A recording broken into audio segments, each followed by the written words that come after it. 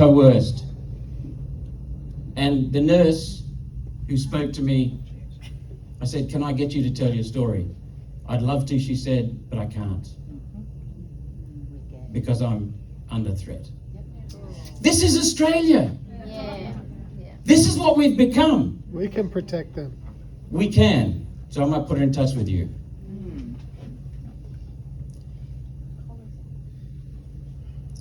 Catherine, down the back. You still here? Can you stand up for a minute, please? Catherine has been 20 years trying to wake people up about what Big Pharma is doing to our children. Thank you so much, Catherine. She's been pilloried. Luke McClendon told me something, reinforced today what my wife told me a long time ago. When a baby girl is born, she has all the eggs she'll ever have.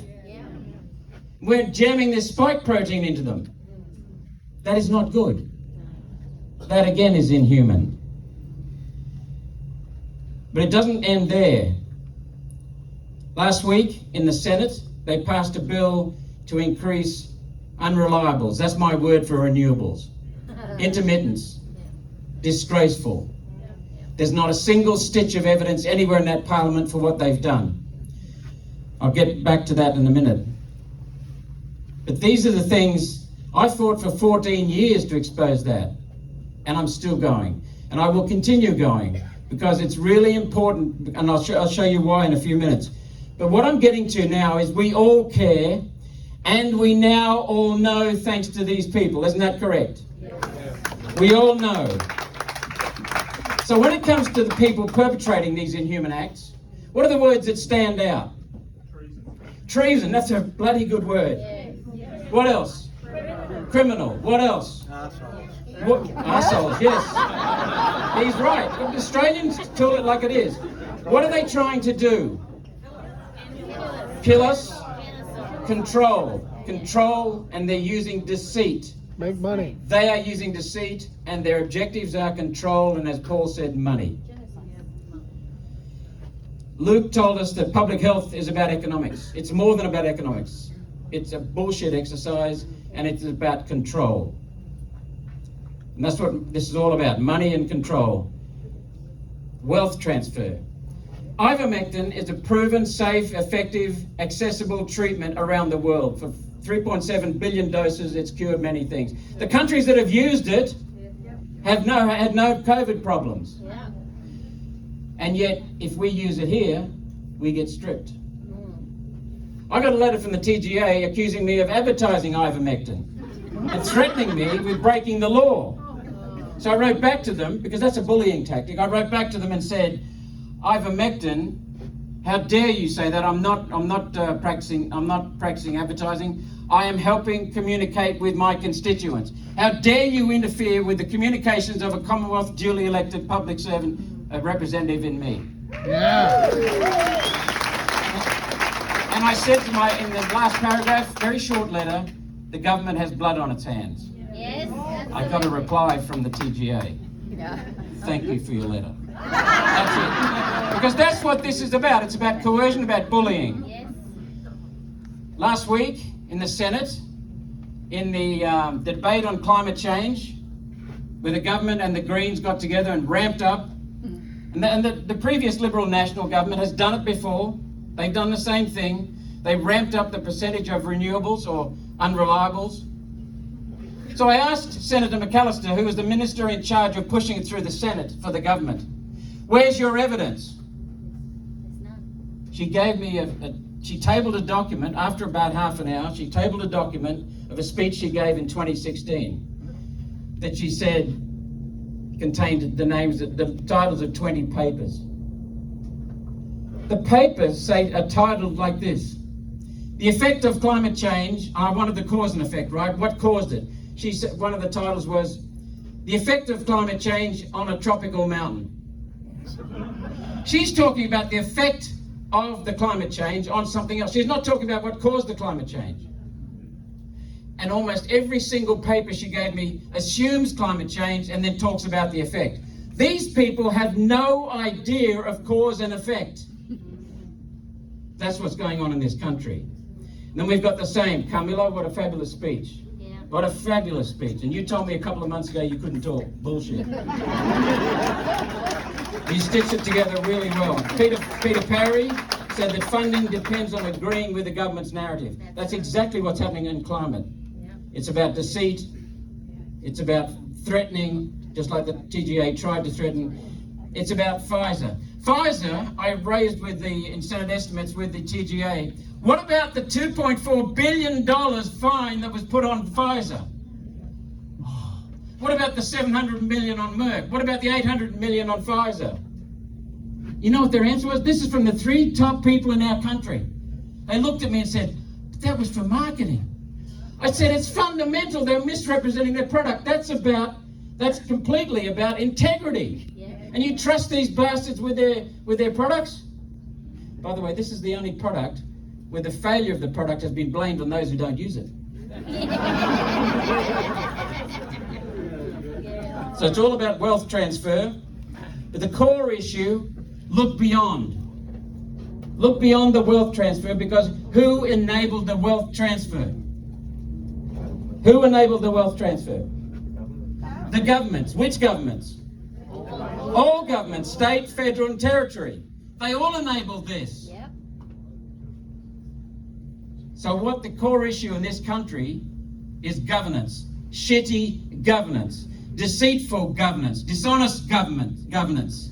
That's what it is, state and federal. It doesn't matter which party, that's what we've got here. Follow the money. Exactly, but it's more than that. It's follow the power brokers in the back rooms of these parties. And who pays? We, the people, pay. That's right. We pay financially. How else do we pay? Health. How else? Mental health. How else? Jobs, security, families pay. Divorces, marriage breakup, theft. We also pay morally, because our country is bankrupt morally. Yep. And we pay emotionally. The Parliament, you know this, what I'm about to say. The Parliament is stitched up. The Parliament is run by ignorant people, gutless people, and stupid people. Yes. I am serious.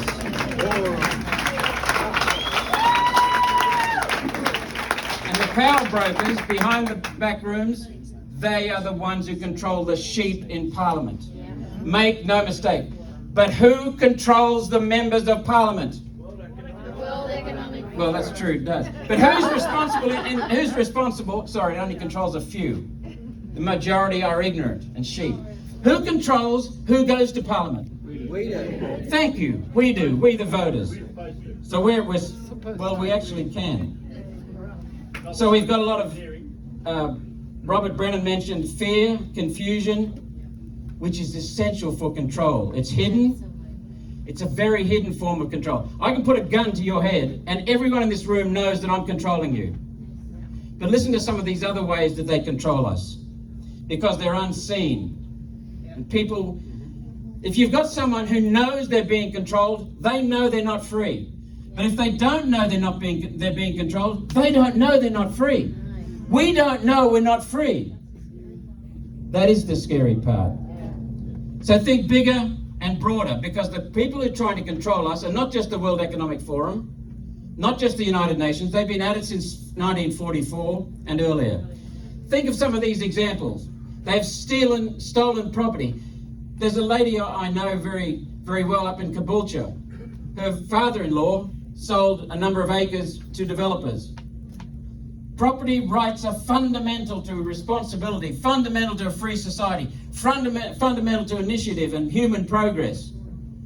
When he got permission from the council to sell his property, he had to hand over quite a chunk for a park. Was he paid for that? No. That was stolen. Yep. That was stolen. Farmers, John Howard and John Anderson colluded, their government rather, colluded with the United Nations, so that when they complied with the UN's Kyoto Protocol in 1997 to 2007, they didn't shut down factories, power stations, cars. What they did was they stole farmers' rights to clear their land. That is property theft, and it's worth $100 to $200 billion. So what did that government do? A Liberal national government? They went to the states because Section 51, Clause 31 of the Commonwealth Constitution says, if the Commonwealth government interferes with property rights, it must pay just terms compensation. So it went to the state governments where there's no such provision. It stole the land, and it did so deceitfully by going around our Constitution. That's what they've been doing the whole time. Correct. Correct. So look at energy. What's going on now is not about cutting prices of energy, it's about increasing prices of energy dramatically, because the end game is no energy or less energy, or we'll control when you can cook, we'll control when you can use your lights, we'll control when you can use your energy. They're putting in smart meters in South Australia, they're putting them in Texas, in California, in Germany. Smart meters are coming here. You won't control when you have energy. So it's about no energy. You can talk about cars, electric cars. Who can afford one? And then California made an announcement last week. They'll have all electric cars by 2030. And then 2 days later, they put out a notice saying, anybody with an electric car, be careful how you charge it because we may not be able to give you the juice. This is actually truth. You can't drive from Brisbane to Sydney on it. No, you can't. You can't. But the point is, electric cars are so expensive. They're huge gobblers of Earth's resources. They're completely against the environment. But they don't want you to have cars. Why? Because independence. Right now, if you want to work in another valley because you want to get away from your employer, you can. But when you can't travel by car, good luck with that one. And you'll use the public transport. In Brisbane, they're building bridges. My wife comes from Pittsburgh. Two rivers come together, Monongahela and Allegheny, is that right? And they form the Ohio. And it's just like Brisbane in many ways. And they've got so many car bridges. Brisbane's got, what, 3 or 4? But, yeah, from how far? Downtown Gateway to Indooroopilly and Jindalee. But how many in downtown? 5. Yeah, not very many. And look at the bridges they're building now. They're building them for pedestrians. Why? Because it'll make it impossible to use cars. They want us to live in high-rises downtown. Then you look at the banks. The banks control currency in this country. That is a fundamental thing that you should never hand over, the control of your currency. But our governments, for many, we had a Commonwealth Bank, which was wonderful. It really stirred our country up. It put us on the path to progress and development. And Liberal and Labor and Nationals have gutted the Commonwealth Bank until Paul Keating flogged it off in 1995 as just another retail bank. That's what we need. We need a postal bank. Ron Paul, who's heard of Senator Ron Paul? What a wonderful man. He has said in his book, End the Fed, it's only short, it's like me, short and thick.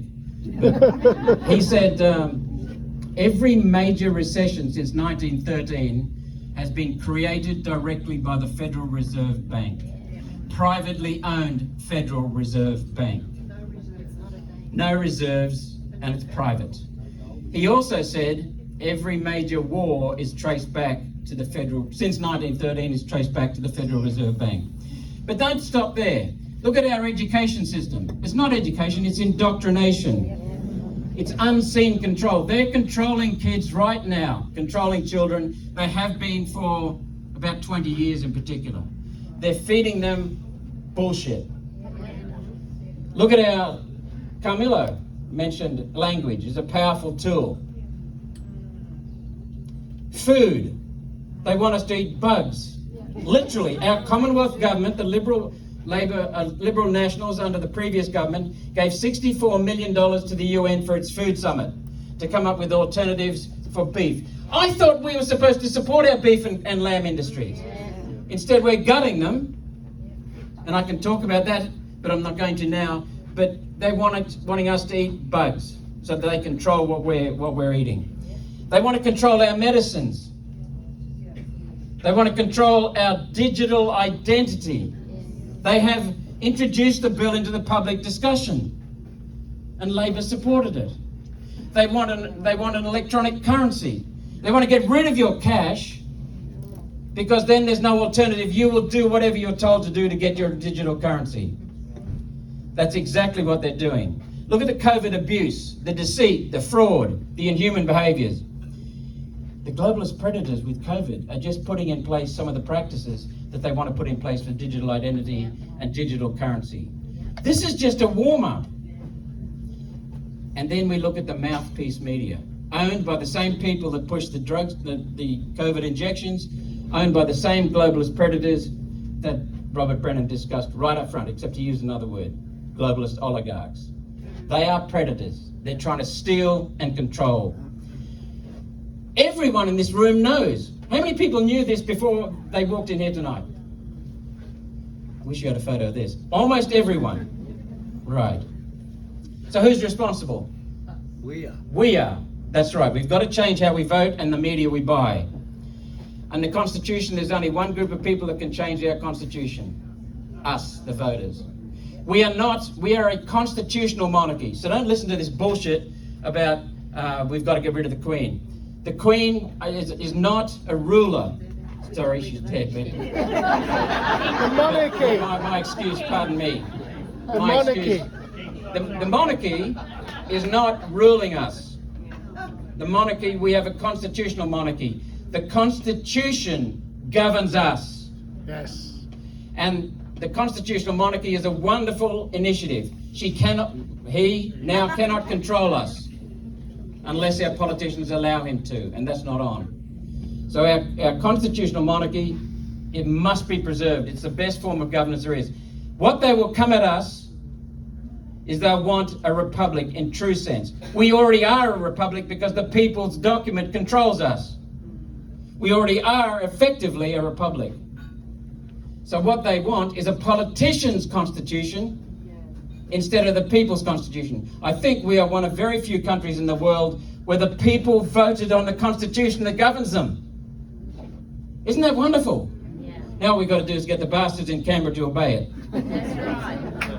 But here's something else I'd like you to just think about. Always beneath control, there is fear. They are terrified that we will wake up. Woohoo! There is a man who I admire enormously. He's about 80 years of age now. When I first got into the Senate, he never gives advice. He doesn't take advice. But he called me up and he said, I won't mention his name because I have so much respect for him. And he said to me, don't mention the words UN Agenda 21 because they will ridicule you and smear you. Yes. My first speech in the Parliament, Agenda 21. And we must exit the UN. Oz exit. Now, this man, I have a lot of respect for. He's got enormous courage, enormous integrity. But he was telling me to run away from it. For now.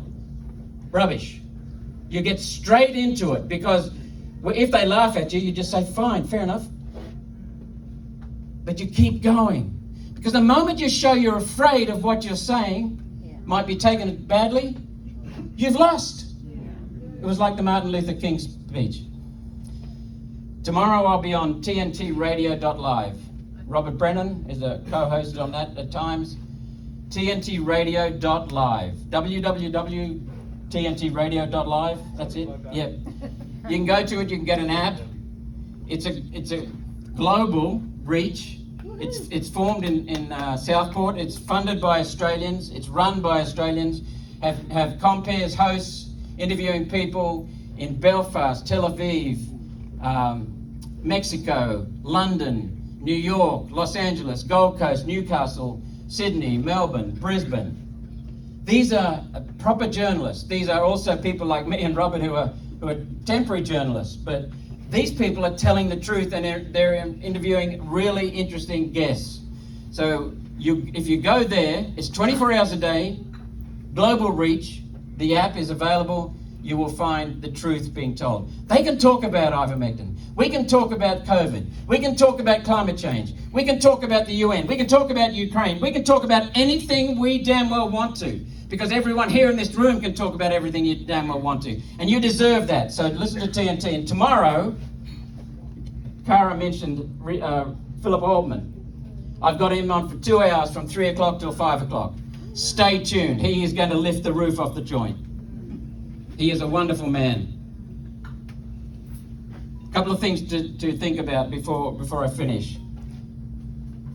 This may sound surprising, but the best way to handle these people is to forgive. Now, forgive doesn't mean being silent, doesn't mean rolling over, doesn't mean bowing down. It means clearing your head of value judgments, of negative thoughts, thinking about what's really going on, clearing your mind, clearing your heart. This lady knows. The churches, quite often these days, don't teach forgiveness as Jesus did. Absolutely. They teach blame. They teach fear. They teach guilt. Not all of them, but some of them. Buddha and many wise sages throughout human history have taught us about forgiveness. Christ said it is the way, and he was right. It's very, very difficult. And ask my wife, she can tell me I can't always forgive. But it's not about lying down. It's not about simply not blaming. It's about standing up, thinking clearly, and having a strategy and solutions, because we need them. So what I'd like to do now is just finish off, Cara, by saying, you know. You now know. We all know. Care is truth and goodness. Believe in yourself. Believe in ourself.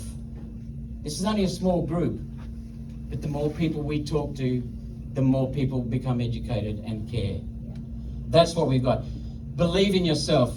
Appreciate humanity. One of the fundamental things that the United Nations, the World Economic Forum, and the Club of Rome have been bashing repeatedly into us is that we are, as humans, we are irresponsible, greedy, rapacious, uncaring, unkind, ruthless, greedy animals. Bullshit. Yeah. We are wonderful. We have our foibles. We're not always perfect, but we care. Every single one of us in this room tonight is not here because just of an obstetrician. Here because when the obstetrician turned that child over back to the family looked after that helpless little thing about this long for several years to keep us here, right? You might have lost your parents. Someone looked after you, because if you're sitting in this room tonight, someone cared for each of us when we were vulnerable. Isn't that true? Yeah. They may have been cruel sometimes. They may have been hurtful, but fundamentally they cared. And that's what's so very vital to understand. So appreciate humanity. Appreciate the sloppiness. Appreciate sometimes the evil. We are aware, and wise people learn. That's why I started out by saying we are owls in this room. You are here because you care, because you've got the courage to come here and listen to these wonderful people, and you've got the brains to think there may be something wrong. So please now go out and waken people, and do so with lots of care and lots of love. And thank you so much, Cara and the doctors. You are just amazing.